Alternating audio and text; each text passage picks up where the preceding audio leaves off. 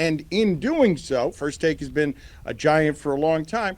Max Kellerman fell by the wayside, and I think we can say Stephen A. Profited off of his decision there in every way, in a way that was really good for Stephen A. and ESPN, but less good for Max Kellerman. One of the great insults and indignities of Stephen A.'s career is on his show, Terrell Owens saying on that show that Max was blacker than Stephen A. After 2 years of silence have shown us what? Because super unusual for Max Kellerman to just disappear and now return and have value in a new media economy as somebody who sat out the last 2 years and comes back pristine after First Take becomes something else in his absence. Dan Le Batard reacts to the return of Max Kellerman. Check out what he had to say, and then I'll come back with my comments. Speaking of older, not this old, but speaking of ESPN personalities or people that you grew up on, Stugat, Max Kellerman is about to make his return, and Max Kellerman has been a prodigy in our business since he was 14 years old, and I'd be curious, just people listening to this, what they would think of Max Kellerman leaving First Take, and I guess probably taking some of the nuance with him, because one of the complaints that Stephen A. had about Max Kellerman and getting him fired was that Max was offering context to an argument show when he wanted to do an argument show, and since then it's become more and more of an argument show. Although, yeah, Stephen A. Smith's worst nightmare is returning, Max Kellerman. It's obvious that Stephen A. Smith pushed him out the door, always has something negative to say when Max Kellerman's name is brought up. You've seen it with Jay Will. During the NBA Finals or whatever debate, he brought up Max Kellerman as an example. Stephen A. Smith was like, oh man, like, why are you even bringing his name up? So Stephen A. Smith has something personal with Max Kellerman. He got him fired, but your worst nightmare is coming back to life. The return of Max Kellerman to boxing. oh, I guess we probably all know at this point that Shannon Sharpe is not likely to ever work at ESPN again, right? Like that's yeah. I don't know. Well, but I doubt it. I think we can reasonably assume that Shannon Sharpe would like it to look like he has a chance to return. I don't know that you can be Disney and allow any of what happened there. Does he need to? I mean, it helps to be on that platform during the week, but Stephen A. has made it. I mean, I don't know how many people care about this, but Stephen A. just sort of works independently now. Yeah, I don't think Shannon Sharpe is coming back. I know they were saying he would come back during the NFL preseason or right before kickoff. But at this point, with the whole allegations, the lawsuit, the female saying some crazy stuff about him, saying that he allegedly did something, even if it isn't true, and which I think is a finesse move, but still, he put himself in that situation. I don't think Disney, they don't want to take any chances with the backlash, the sponsors. You've seen Shannon Sharpe lost a few sponsors or suspended. So ESPN, they can't take that chance. That'll ruin the show if they don't have any money coming in during a 2-hour show. So Shannon Sharpe days with ESPN might be numbered. He should be able to stay afloat independently with Nightcap and Club Shay Shay, but as far as him being mainstream, I think he dropped the ball. He got the deal that allows him to just be on First Take and then do everything else. And in doing so, First Take has been a giant for a long time. Max Kellerman fell by the wayside, and I think we can say Stephen A. Profited off of his decision there in every way, in a way that was really good for Stephen A. and ESPN, but less good for Max Kellerman. Yeah, So I searched bad Max end of the stick. Kellerman on social media because I saw he's calling a big-time boxing fight, and it feels big in part because Max Kellerman is calling this fight. It's his first boxing match in 24 months. He's partnering back up with Jim Lampley, who just himself returned from a 6-year hiatus calling boxing matches. You're saying Max makes the match feel bigger. You get just being on the call. You get right. Lampley and Max together on a call. Yeah. Boxing has been missing.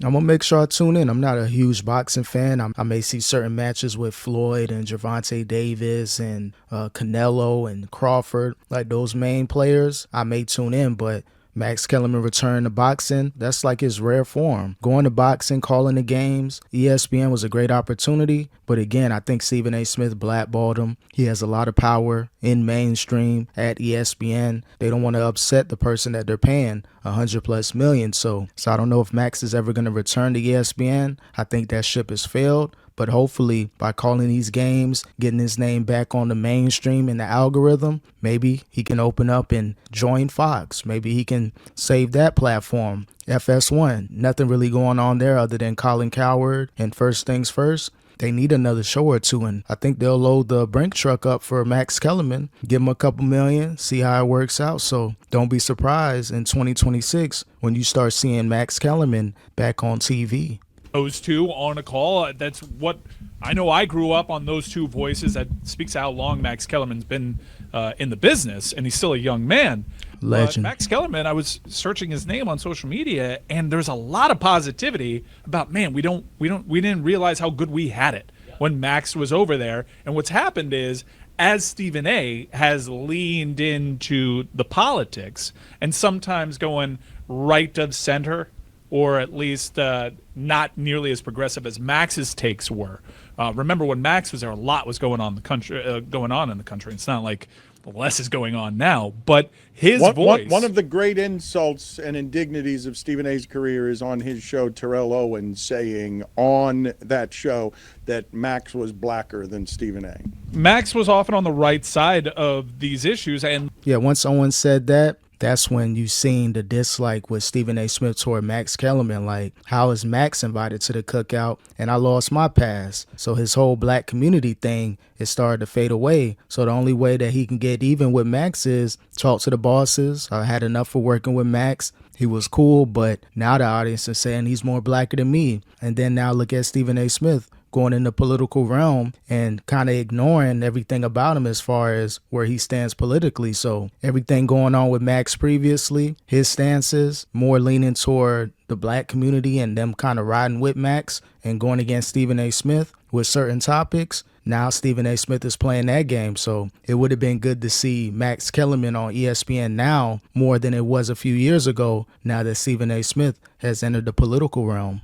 Stephen A is more and more comfortable talking about politics. Oh, no, on he lit First now. Take even that, man, perhaps they should have let it ride out a little bit longer. That should have aged with some grace, and Max's voice would have been a little bit more pronounced and more appreciated as the times evolved and as Stephen A's career also evolved. Yeah, if they would have let it played out a little more, still do the guest contributors, but have Max and Stephen A as the main people. Even if you brought on Shannon Sharpe, it could have been a great three-headed monster, just getting different perspectives. So again, I know Stephen A. Smith, he was mad, maybe jealous at Max Kellerman with his intellect, with the crowd kind of favoring him towards certain topics. Stephen A. Smith had no choice. So again, it would have been good seeing Max Kellerman on now in 2025. That whole back and forth with them would have aged gracefully now that Stephen A. Smith is kind of entering the whole political stuff. So I think ESPN dropped the ball, but when you have your main player, they're sick and tired of somebody, they got to cut bait. So Max Kellerman was a casualty in war.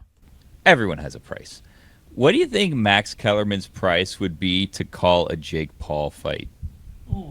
Because $8 million. I cannot imagine that Max Kellerman likes the Jake Paul boxing circus, and he views It's a himself gimmick, right, as a boxing historian right. and a gatekeeper for boxing. Well, but why are you doing that? Views himself. He replaced Larry Merchant. Larry Merchant was the longtime voice of boxing. It's a big deal that Lampley and Kellerman are doing this fight, and this is as UFC has its worst year at the top of 2025, diluted, but at least in part by some of the ESPN Plus diluting of how many matches that they have on UFC. Boxing is trying to make some sort of comeback here, and Max Kellerman is purposely choosing the sport that he loves the most since being a prodigy from 14 years old to make a pretty loud return after 2 years of silence have shown us what, because super unusual for Max Kellerman to just disappear and now return and have value in a new media economy as somebody who sat out the last 2 years and comes back pristine after First Take becomes something else in his absence.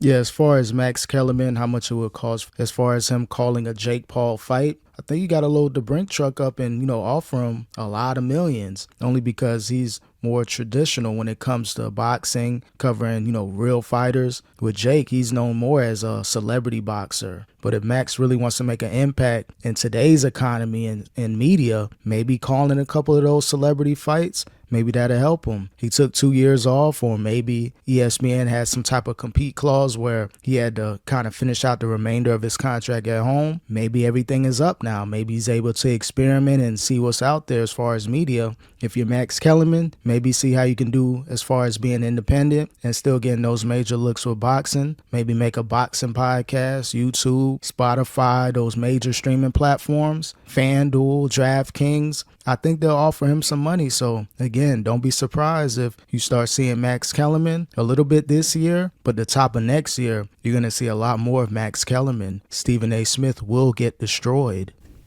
He would charge to do a fight. Everyone's got a Jake number. Paul. So Everyone has a number, but this is very much below him and what he stands for. Got to cut that as a check, boxing man, if you want fraud. Max. What do you imagine Max makes per fight? That's Like, the question. I don't. Right. I wouldn't know. I think because of contracts, he never had the opportunity to call one of Jake's fights because of different broadcast rights and him being tethered to HBO at the time. I could see him and then doing it. when he was calling ESPN, they didn't have the Jake Paul fights. Every time that I looked up that he talked about Jake Paul, he didn't really poo-poo him, to borrow a phrase from earlier. He broke it down seriously and did toe the line that, some of these cards are really good for the sport. They got good boxing cards there, especially the women's boxing game. So he has broken them down seriously. So I think You think he'd do it? I think he would. And look, this fight is being run by TKO, right? TKO has Logan Paul as a wrestler in WWE presently. There's all sorts of rumors of them partnering up with the Saudis and doing more of these boxing events, and Max Kellerman has been brought into the fold. So I imagine it's only a matter of time before he's calling one of these Paul brother fights. Yeah, again, if you're Max Kellerman, I know you're known for, the real boxing, and you don't want anything to kind of, ruin your resume, ruin your reputation. But if there's a lot of money on the line, like, here's a couple million, do these series of celebrity boxing matches or with Jake Paul fights, maybe that could be a good look for Max Kellerman. When I say Max Kellerman is a prodigy, I believe he was on New York cable television as a boxing analyst at 14. I believe he had a show at 14 years old, and that was his introduction to media, and he is extraordinary on boxing. It's his favorite sport. I believe Marcellus Wiley's called him a genius, and I do believe that is so of Max Kellerman. And so it was interesting to watch the changes in First Take over the last 4 years, but also happy to see that Max is returning, and I would imagine with many opportunities. I would imagine that Max with you're freedom gonna get the can bag. now grab a number of different jobs that might be more fulfilling than what he was doing in his earlier life. I don't know what the contract language was. Remember, he got bought out of his contract, and he hasn't done anything really for 24 months, and it seemed as though he was satisfied sitting it out and seeing what the media landscape would be. And I do think that people learned to appreciate him more in his absence rather than him just moved on to the next thing and try to stay in the cycle. It's an interesting case study. Yeah, again, shout out to Max. Took a couple years off, got to see the media landscape where it's at now. He has an opportunity. He was missed. The fan base, they love him. So Max Kellerman, he's going to make a huge impact. And if you're Stephen A. Smith, your best bet, try to end the beef, because eventually he's going to be telling all in these interviews. Could be offered some money as well. So if you're Stephen A. Smith, your worst nightmare has come true. The return of Max Kellerman.